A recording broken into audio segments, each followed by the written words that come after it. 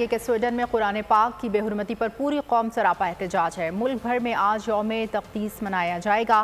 پوری قوم جلسوں اور جلوسوں کے ذریعے اپنے جذبات کا اظہار کرے گی۔ پارلیمنٹ کے مشترکہ اجلاس میں سویڈن واقعے کے خلاف مذمتی قرارداد منظور۔ وزیر اعظم کا کہنا تھا جان بوجھ کر اسلاموفوبیا کی آگ بھڑکائی جا رہی ہے۔ سویڈش حکومت کو ہر صورت اپنی پوزیشن کلیئر کرنا ہوگی۔ قرآن پاک اور نبی صلی اللہ علیہ وآلہ وسلم کی شان میں گستاخی برداشت نہیں۔ آئندہ ایسی حرکت ہوئی تو پھر ہم سے کوئی گلہ نہ کرے۔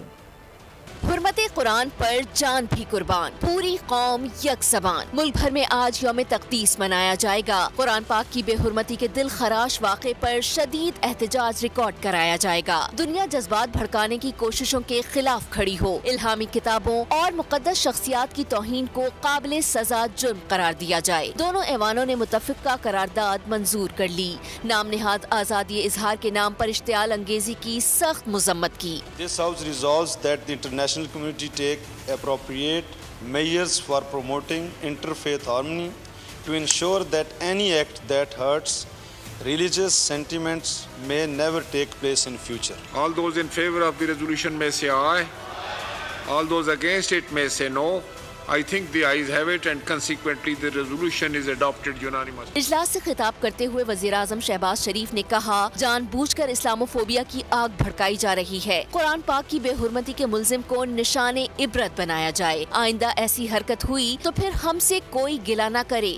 یہ جو اسلاموفوبیا اور اسلام کے خلاف جو جان بوجھ کر آگ بھڑکائی جا رہی ہے، اور میں سمجھتا ہوں کہ اس کی جتنی بھی مذمت کی جائے کم ہے۔ جناب اسپیکر، گزارش کروں گا کہ آپ ایک کمیٹی بنائیں جو کہ آئندہ ایسی مذموم حرکتوں کے خاتمے کے لیے وہ ریکمنڈیشن دے، سفارشات دے۔ وزیر اعظم کا مزید کہنا تھا کہ ایوان کی قرارداد دنیا میں لے کر جائیں گے۔ اقوام متحدہ کے سیکریٹری جنرل سے اجلاس بلانے کے لیے رابطہ کر رہے ہیں۔ اقوام متحدہ سے اپیل کریں گے کہ اسلاموفوبیا کے خلاف عالمی قانون منظور کرے۔ اور اگر آپ کو ہماری یہ ویڈیو پسند آئی ہے تو لائک پر کلک کیجیے۔ عوام کے لیے ایک اور مشکل، آٹے کی عدم دستیابی پر عوام پریشان۔ آٹے کی فراہمی خاصی مشکل کا شکار ہے اور عوام کو مشکلات کا سامنا ہے۔ شدید گرمی میں یوٹیلیٹی سٹورز کے باہر لمبی قطاریں۔ گھر میں آٹا نہیں ہے، گھر والے جو ہے نا ہم لوگ تندور کے آٹا لے کے روٹی لے کے جو ہے نا اسی پہ ہی گزارا کر رہے ہیں۔ بول نے نبھائی صحافتی ذمہ داریاں، پہنچائی گھر گھر یہ آواز۔ یوٹیلیٹی سٹور سے سستے آٹے کا حصول شہریوں کے لیے خواب بن گیا۔ بول نیوز حقائق سامنے لے آیا ہے۔ آؤ مل کر آواز اٹھائیں، پاکستان کو بدلیں بول کے ساتھ۔ بول بنا عوام کی آواز۔ عوامی شکایت پر بول نے کیا متعلقہ اداروں سے مطالبہ۔